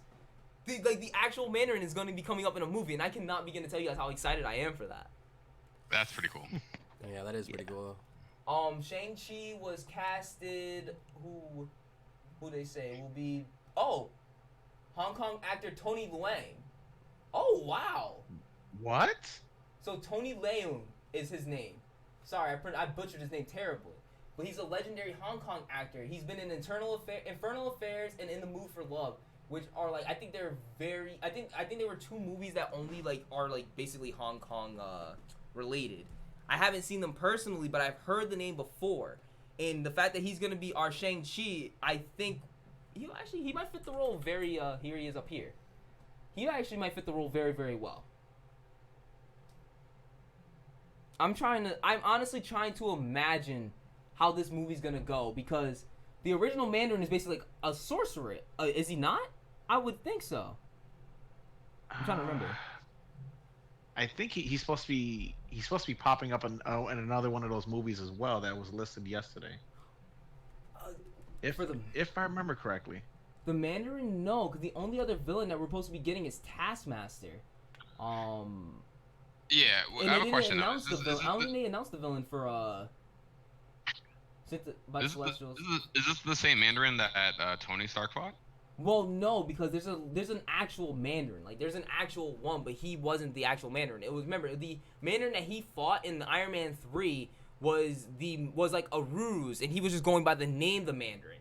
Oh yeah, okay. That was the thing about that. That's what it was. Yeah. And then they were still using the alias of the 10 Rings because of the fact that that's what fit most. Was that not solved at the end of that? No, that wasn't. So we're gonna be getting the actual Mandarin, the actual 10 Rings.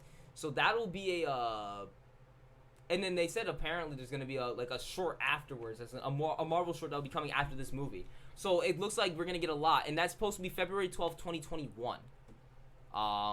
I don't know what to think about this movie currently right now. I haven't seen a lot of stuff that was directed by Destin Daniel Cretton, who's gonna be the director for this one. But hopefully, obviously, it's the MCU. We've seen good and bad from them, but from what it's looking like, it seems like since now they don't have to put as much focus into these movies, you know, they won't, like, I think there'll be true creative direction coming out of whoever and whatever's directing these particular movies. So we might actually get a much better like film in general. And then obviously we have WandaVision coming up. It apparently takes place after Endgame. Yep.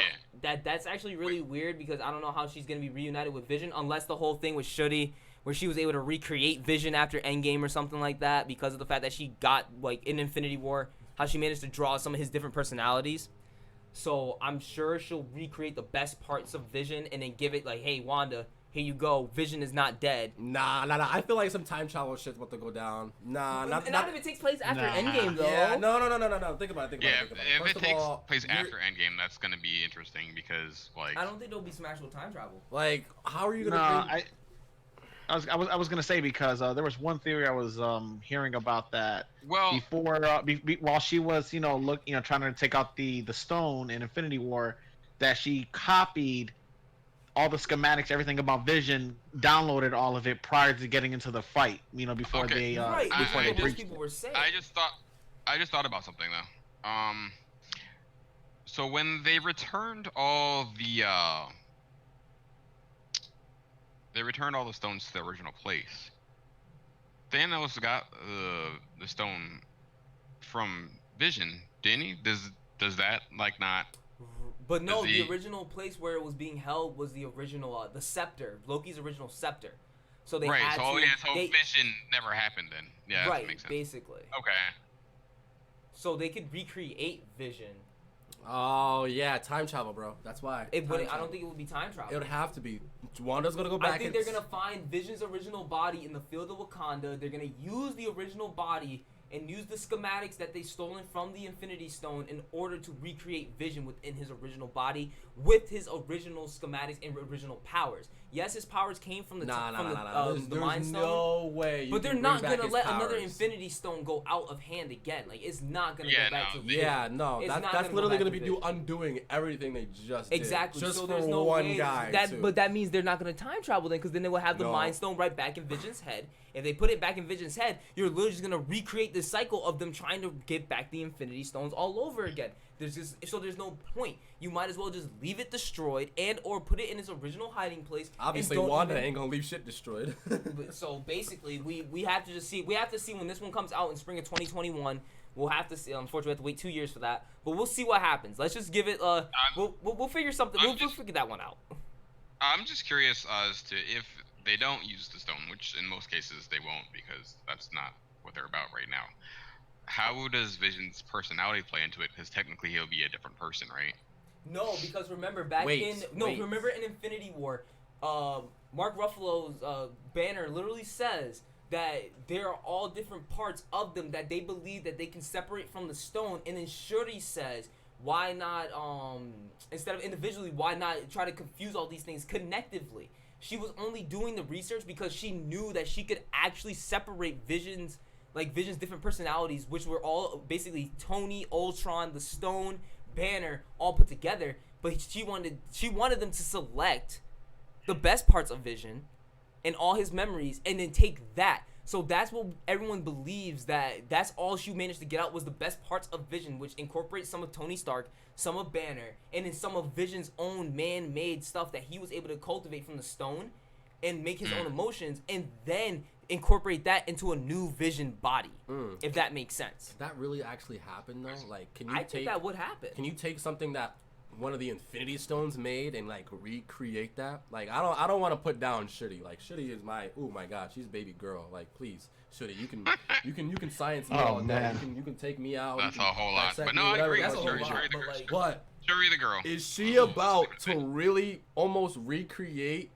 an Infinity Stone, sorta? Like, even sorta. Think about it. She was able to figure something out that both Tony Stark and Banner were not Props. They were not able to actually figure out. She was literally looking at him like, bro, Props. are you dumb? Yeah. In Infinity War, she really disrespected this dude Props. right in front of the whole squad. Absolute props. But can you really say that Shuri's smart enough to almost do more 100 times over than what Banner, Ultron, and Stark could have done to collectively?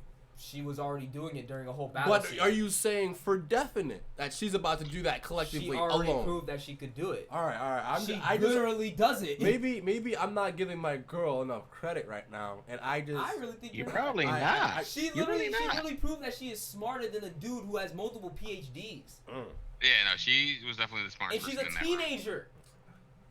all right. We all know that She's a 16-year-old. Shuri is a super smart, super bad girl. All right, then that exactly proves the point. I just She can don't want to do it. have the type of inception that any one person could possibly recreate an Infinity Stone.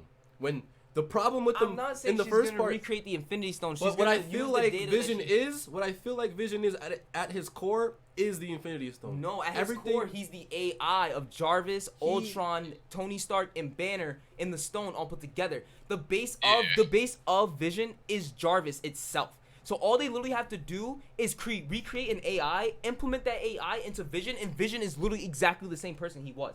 maybe he won't have his powers. Maybe they'll make Vision more humanoid-like, so then it's a lot more normal for I him. could and see Wanda him actually being in a more relationship. human, maybe more humanoid. Like if he was like a little more animatronic, like he did shit like a little less than what he did before, I could understand that totally. I was like, oh, okay, you brought him back to life, but he wasn't like 100%.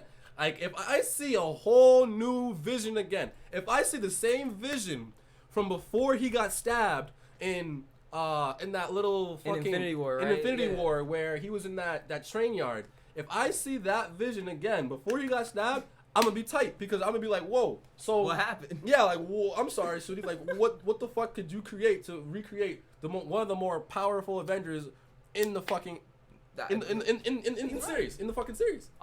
Like second to Wanda, and fucking third to the Captain fucking Marvel. glove itself. Oh, Oh yeah, yeah. yeah. Thank you. That's another thing. Captain Marvel. Oh Jesus. You know what? I'm not even gonna get into that. We won't get into that one. I'm not That's a whole. We I'm not gotta. gonna That get when into that gets announced, we'll talk more about that. I'm not gonna talk about that. So because we're gonna try to keep this a little bit shorter, we're gonna just real quick. Doctor Strange 2, of course, is apparently supposed to be a more horror-esque MCU film, which I'm very, very actually interested to see how that's gonna work out because they're calling it the first scary MCU film while they go into the multiverses.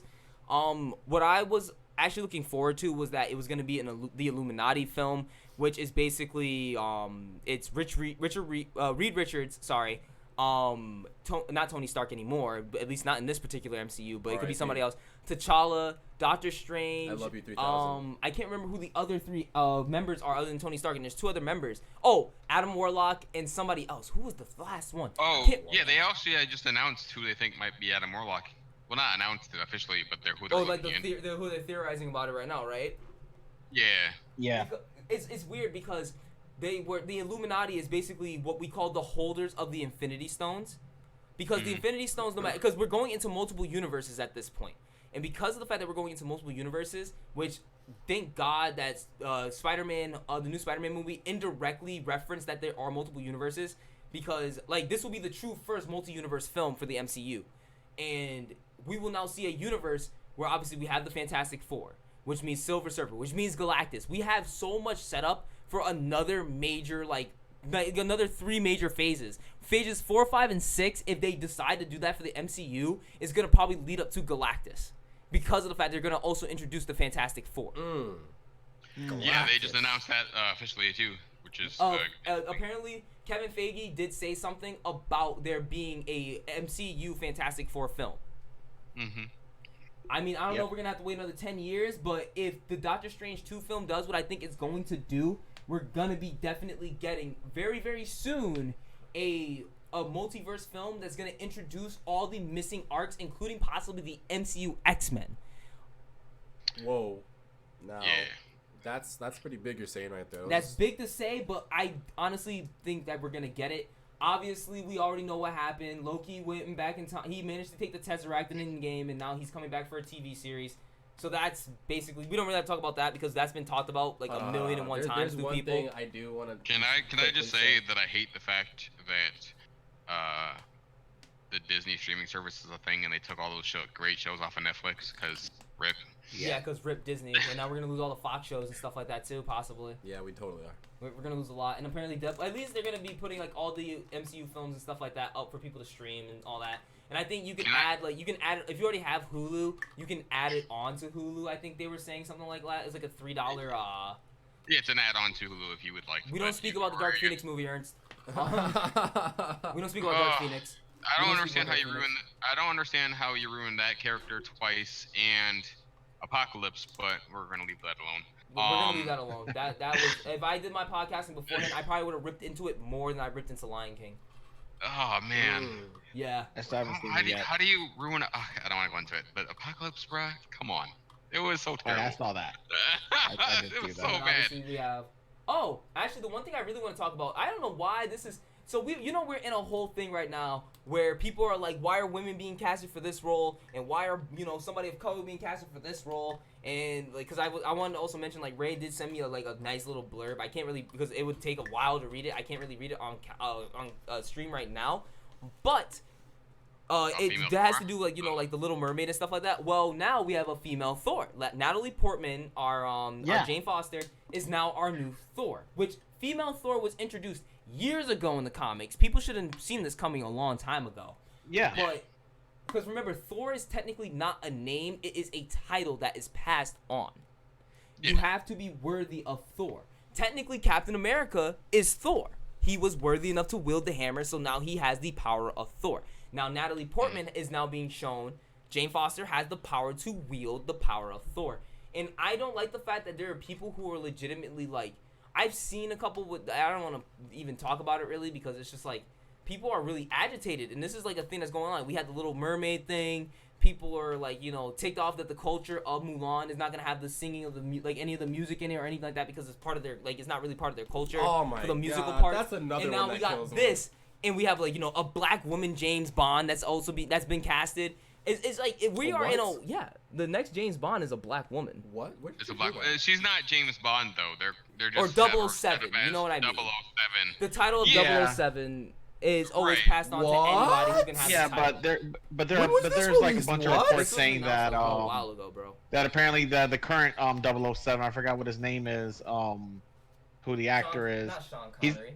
No. Is it Sean No, Connery? Sean Connery. no, it's the old dude. Forget it was not Sean Connery. He's old too, but the British but- dude. These British. Yeah, they're the both British guy. Oh, I don't know. Yeah, but apparently he's coming out in the movie as Why did I well. not But think Oh my God, I love this gonna man. be- Not Idris Elba. You're Yeah. thinking Idris Elba. Yeah. No, I it's not thought- Idris I Elba. thought- Idris Elba would have I been a thought good that James. he- He would have been a really good James Bond, but no. I thought. No. I thought No, that no, was who they should have picked, but you know it is what it is. Everyone thought that they should have picked. He should have been picked, but no, like 007 No, is now they're a black saying that he's woman. gonna be in the. They're saying that the British guy is gonna be in the movie and he's gonna be trying to seduce her at times as well, which I don't know how I feel don't know about how to that. feel about that. Daniel Craig is his name. Daniel Is that- Craig. Daniel Daniel Craig. Thank you. There we go. Thank you. There we go. Thank you. I could not think of his name for Quick the life Google of me. search. But, Quick Google search. Google- I should have Google searched it. I'm literally right here on Google Chrome. I could have just literally typed in Yeah, James no, I was Bond doing it while we were it talking. came No out. big deal. Too much typing, bro. But so then, and it's like I feel that this is actually a really good like leeway into like a new like I know we're not getting any more Avengers films after this because you know I personally don't want them to attempt to introduce like a new Iron Man-esque person because that's what they're trying to do with Spider-Man, but then that would require them to get Tom Holland. But- more. No, I could But see the Pepper next as Iron Man is actually that really smart girl though, and I thought that would be a good idea. Right, which would have been a really good idea, but it doesn't look like they're actually going to introduce her. I think her name's Riri. They're not Yeah, going to introduce her. Yeah. Riri Williams. They're not going to introduce. I don't think they're going to introduce her just yet. I think they have to give people time to also to come to terms that you know Robert Downey Jr. is no longer our That's right. Iron Man. But like now, with that said, we have Natalie Portman as our new Thor. Chris Hemsworth obviously is still in the movie. He's still contracted for the as Guardians of the Galaxy, which is Guardians of the Galaxy 3. So Tessa Thompson, Chris Hemsworth, Chris Pratt, Zoe Saldana, I think is still casted in it. So you still have all like the Guardians of the Galaxy and everything like that for Guardians 3, but now it involves Thor. Then Thor 4 will come out, and it will see like how Natalie Portman how she gets the hammer and all that kind of stuff. I just think that right now what they're doing with the MCU in general is very, very good. And then obviously they have Phase 5, which we just got our new Blade announced. Fantastic Great Four. choice. I did hear about that. I'm Great excited about that. I'm really, really excited because there was this one artist who I found on Facebook, and he casted the person who they casted. They casted Ali for Black Panther. Not Black Panther. Wow, for Blade in like a makeshift, like a fan made poster. What happens? This man called up Kevin Feige, was like, "Yo, I want to be Blade." He basically said, "I want to be Blade," and they were like, "You know what? We ain't gonna argue with it. You're Blade." Like, Yeah, what? I mean, he didn't he just win some like big for the award Green too? Book. Yep, he won an Emmy for the Yeah. Green Book. Yeah, like you can't turn him down. You Like- can't turn him down. This man wants to be a part of your Marvel Cinematic Universe. Bring him in. And then obviously we got Black Panther 2, which I'm really hoping that they do a better job of CGI. That's all I care about. Just make some things not rushed and just do better on the CGI, and I'll be fine. I'm not gonna talk about it Wakanda anymore. forever. We're getting obviously the Captain Marvel sequels, and then we're getting the sequel for Captain Marvel, and then Guardians of the Galaxy, and of course they're gonna introduce the Fantastic Four. I think that San Diego Comic-Con gave us a lot to hope for, in general, as you know, for the MCU going forward. But for right now, of course, certain things I'm gonna hold with a grain of salt until we actually see how things start to pan out with You may trailers. as well hold 2 grains of salt. Well, it's really only Black Widow that I'm holding the grain of salt for because everyone knows I despise Black Widow with a burning passion. She is the Sakura of the MCU for me. She is totally not the Sakura. She's the Sakura of the MCU. She could at least be. You want me to Hinata. you want me to Come on. you want me to disrespect and go as far as 10-10? Bro. So I will go that Oh God. I think 10-10 was more useful at Sakura. First of all, That's secondly, actually a lie. That's actually a fucking lie. That's actually a lie. fucking lie. Don't say that again. Never say that again. That was a lie. That's a lie. 10-10 was absolutely useless. Actually, Listen, Eno was pretty useless too. Stop. No. First hold of on, all. Everybody stop. So 10-10 at least got into fights. All Sakura did was cry and want Sasuke. That's all she did in the entire series. 10-10 got into fights with Lee and Neji always, never by herself, Okay. and was Dude, never yeah, given this is any thing. backstory. The one solo fight that 10-10 had, She lost. she almost lost, and it was to herself. Yes. The only time Sakura ever fought anybody by herself was when she was being controlled by Chio, so she wasn't even by herself. Yeah. And this is when she was in Shippuden, Wait. where she was Yeah, supposed to be only the time she stronger fought by version herself. of Yeah, Wait a minute, herself. actually, I'm let me thinking think about that. it. Give me 30 seconds. Oh, She's crap. I gotta go through 4 years She's of bad. Naruto. Hold She's on. terrible. She doesn't See- even do the healing part right. Like, come on, she's useless. Yeah, and she was actually pretty useless when Sasuke and Naruto were incapacitated in the Chunin exams in the Forest of Death. Okay.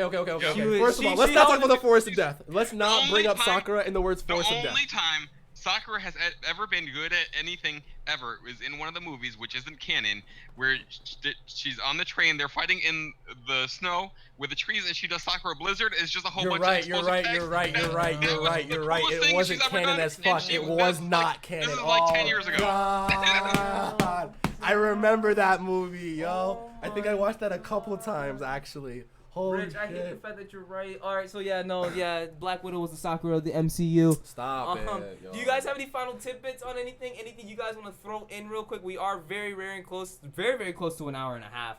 I was actually not expecting to go this far. I still want to talk about this fighting game thing that just happened recently, which is pretty crazy that's going on right now.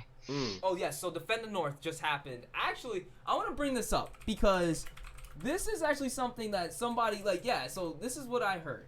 That someone actually died of heat stroke at Defend the North.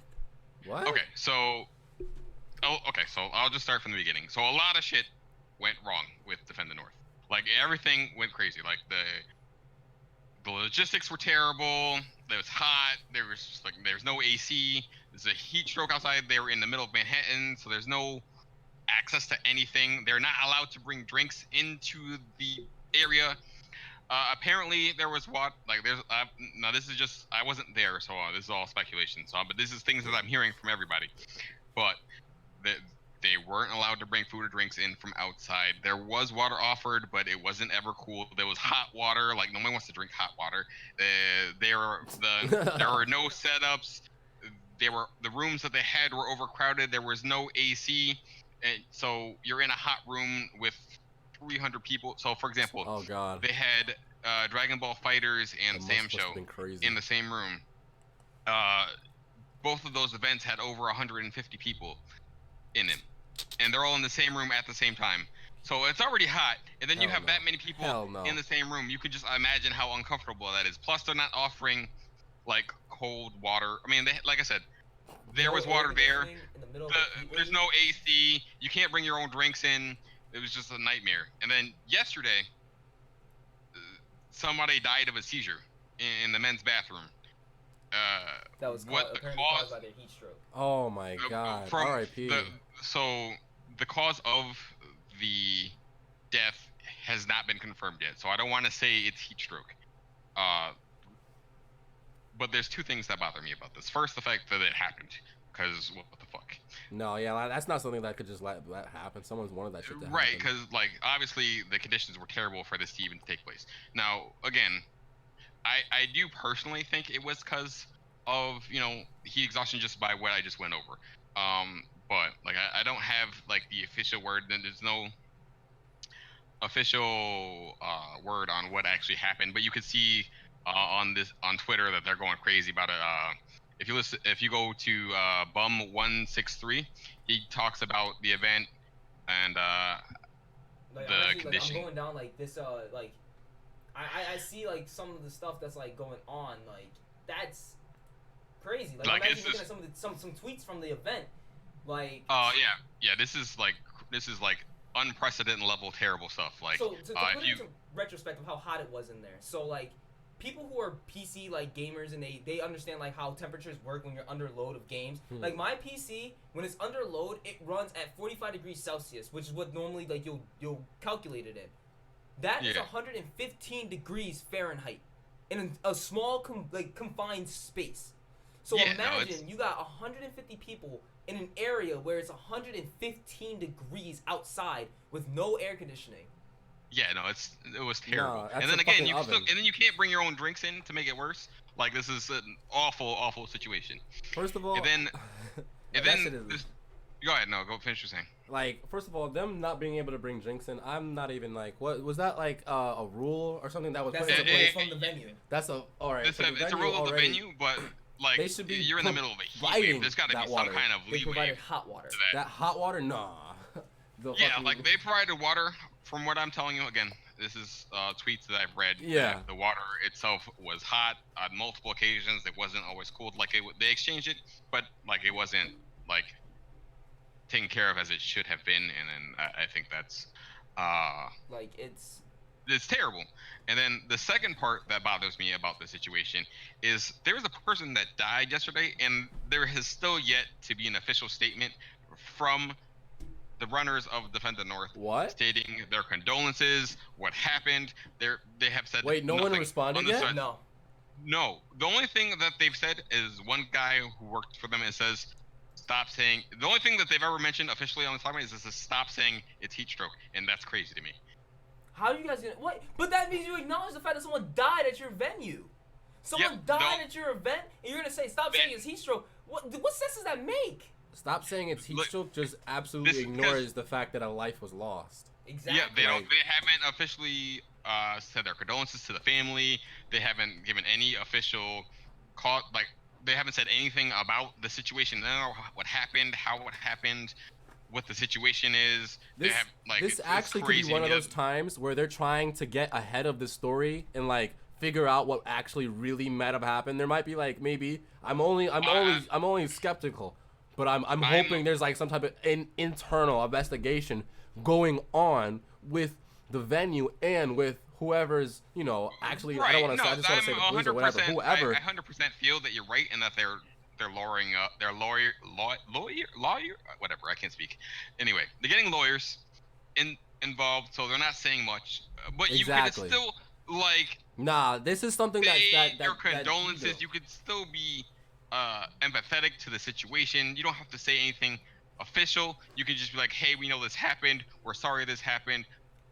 Shout outs to the family. Like, it doesn't have to be a lot. You could just say a few things like that, and the fact that hasn't been done even still is crazy to me. This happened yesterday. Exactly. Like, and that's something like when he told me like DTM was going on, I was blanking on what the hell it was, and I was like, oh, Defend the North, and I started looking through it, and it's like the first thing that comes up, Defend the North, death, like a notable death at Defend the North. Like what?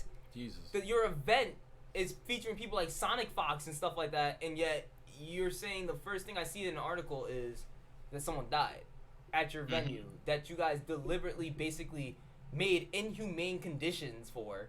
Worse than prisons, technically, because there's prisons out there that are exactly like that. Prison, you get 3 meals a day and AC. Like, how y'all gonna treat your guests Like I don't know. worse than your prison? You just basically completely killed your event, like for the rest of its days. You literally just killed it. And like again, I don't 100% know what the cause is, but from what I'm hearing, it's highly possible that this was due to heat, stroke, or heat exhaustion. This and- more seems like negligence on the venues and the it's participants' gross. parts. That's just my Like, assumption a is gross why amount of hasn't negligence. been. They're trying to like, for lack of a better term, cover their asses. Is No, because, No, it's totally, crowd I control. totally, yeah, They're trying to do crowd yeah, I control. totally believe that. No, because there can definitely be legal implications if it is indeed proven that the conditions of the venue is what. Oh caused yeah, this. absolutely. They'll How go can down. you not- how can They'll you go down not real prove hard. it when there's all these tweets all about it? Like there's Nah. people who are really there, who are basically packed like sardines in rooms, in these 115-degree rooms, possibly actually even hotter than 115 degrees because they were inside of a building with a bunch of mouth-breathing bodies. And we've been to conventions when people start to get sweaty and stinky, so that was already probably bad We enough. never want to go. So Yeah. it's like you already had so much to deal with, and then Yeah. like I feel like it was just bad. That's just really really bad. And I'm gonna try to. Honestly, I'm gonna try to come up like so. What I'm gonna start trying to do is like when I hear like different updates of stuff that I like of things that I've already talked about on the podcast. I'm gonna try to make like update videos and start putting them up on YouTube and stuff like that, so that we can actually have like updates. And obviously, like I still want to welcome people on for these update videos. These will not be obviously streamed live. They will be just recorded and uploaded over like maybe some gameplay or something like that during like the time. But like this is something that we definitely need to follow up on and update because there's been a lot of things going on, especially in the fighting game community. That's been like absolutely absurd. Like Belly, I think her name is Belly. We found out that Belly was racist. We found out that this legendary 15-year-old Isabel player is a racist, and then all the some of the other things that I really don't want to mention on here because it's like it's bad. Some of the things that are going on right now. This is a mess. Yeah, but like this is a mess. This situation with Defend the North is like I've been competing in fighting games for a very long time. Tito will tell you, like I have been competitive for a long time. I went to my first tournament in 2007. This is 12 years ago. It's my first real tournament. I was, try-harding even before then, and like, this is unprecedented levels of negligence I've ever seen. And I've been to some bad tournaments, and this is just like this blows my mind at how bad this is. And as someone who's run events in the past, like I can't even fathom how it got to this point. And I was talking to a friend about this, and this, I don't want to say who it was, but this person was, at first they were like, well, I feel bad for the organizer because they were doing the right things, they had the stuff involved, but at some point you can't defend the person because this stuff has happened. Like, even the right intentions, if you have the right intentions, wrong is still wrong. Definitely. Because you can say, for example, I'm gonna use the same example I told this person. Our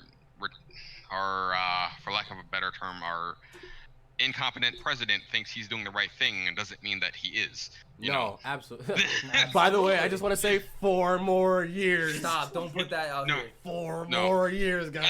And that's my personal opinion, so I don't want to put that into anybody else. I don't think. I'm predicting but oh my God, you guys don't even understand how America really works. You feel like you're doing the right thing, it doesn't mean you are, and that still makes you, and you still should be accountable for what you've done or haven't done in this situation. Correct. Accountability is gonna be shifted over like a fucking hot potato throughout like whoever was tournament coordinator, CC or TO, tournament coordinator or tournament organizer, whatever you want to call it. Ultimately, they really messed up, and it's something like whoever hosted, they really like. They don't obviously they didn't like they obviously I get that Defend the North is I don't know. It's like you just didn't seem like you were really prepared. Like it didn't seem like they were prepared. Like you absolutely should have known at least a week in advance that the temperature was going to be crazy at your event. Like they were warning us about this heat wave in the Northeast for over a week. I swear to God, they must have had at least 200 and fucking employees at the event itself, right? At least 100 something. Somebody saw the fucking weather that morning, okay? Come on, man. That's... Yeah, no. The problem with these events is they're always understaffed, so I seriously doubt there was 200 people working there. Well, yeah, because even like ConnectiCon is understaffed half the time too. I don't want to get into ConnectiCon because that's continuously terrible all the time, and it only gets worse. I don't even go to ConnectiCon anymore simply because of the fact that it just pisses me off. But no, I like to go. I like to have my friend give me their pass so I can sneak in, look at the shops, and then leave. Wow, really? That's all I ever go to ConnectiCon for anymore. Listen, the only thing that's good is the stores sometimes and checking out some of the cosplays. That's literally the only reason you go. and Oh, the cosplay panels deathmatch are. is probably the only like thing I like going for either way. The death match is cool. Cosplay chess is cool. Yup. If they run it. Other than that, there's nothing. There's no real The rave reason to go got canceled. Like it got canceled midway through. Like there was just a lot of stuff that went wrong with Con. We can have a whole nother conversation. I can't even talk. That could be a whole other conversation about Con. About just how Con is terrible, but Yeah. I I'll just go feel next really. year just so that I can do a podcast about it. But I already know. I just feel really. I'm upset at the fact that this happened. I feel really bad for the family that they have to go through this. I feel really terrible that nothing has been said. Even still, like I checked on this continuously. I've been looking into this all day, and nothing has been said yet, and it just blows my mind. I'm so angry. We gotta just keep waiting for it, unfortunately. But that's literally what's gonna end up being it's gonna be a wait, and hopefully they do say something soon, because clearly that's bad rep. That's really bad rep. Nah, that's not bad rep. That's not bad This is not rep. a bad rep. This is like rep. Like someone died at your this event. is over. Like no one.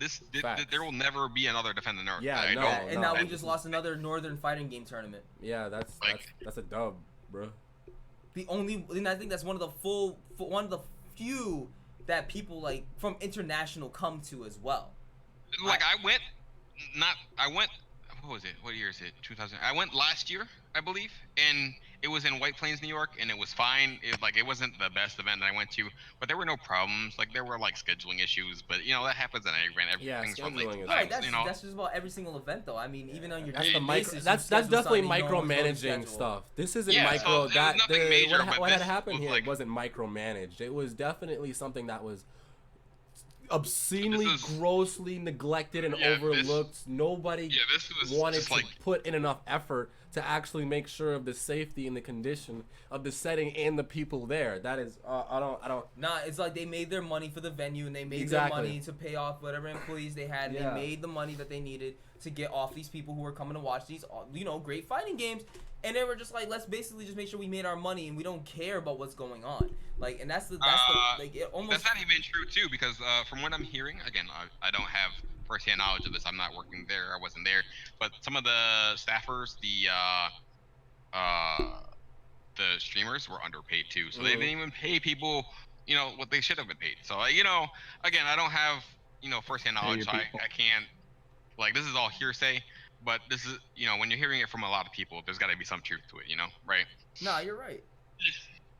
You're completely right. Honestly, this is something we'll obviously touch back on later in the week, Rich, because I'm obviously we can definitely come together and talk more about it. Because this is something I'm hoping for an update very, very soon. And then honestly, when this video goes up as a VOD, I'm gonna just obviously put it into I'm gonna put links to updates for DTN. Because that's actually very, very important, and if I should have possibly an update video coming up at the end of the week. Yeah, we can definitely touch base on this. Yeah, we could definitely touch base on this because, I wasn't even this is so major. I just felt that I had to talk about this because this is just crazy. No, yeah, that was definitely brought up at the right time. That needed to be brought up. Definitely.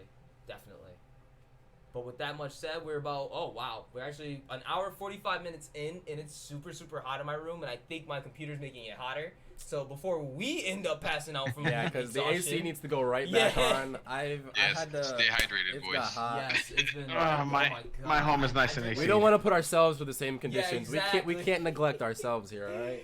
With that much said, Tito, Lumineer, thank you guys once again for coming through on this week's podcast. I know you guys didn't have as much to say as normal, but I was also glad to have AJ here too because this man was able to really put in some good insights on the Lion King and able to actually give it.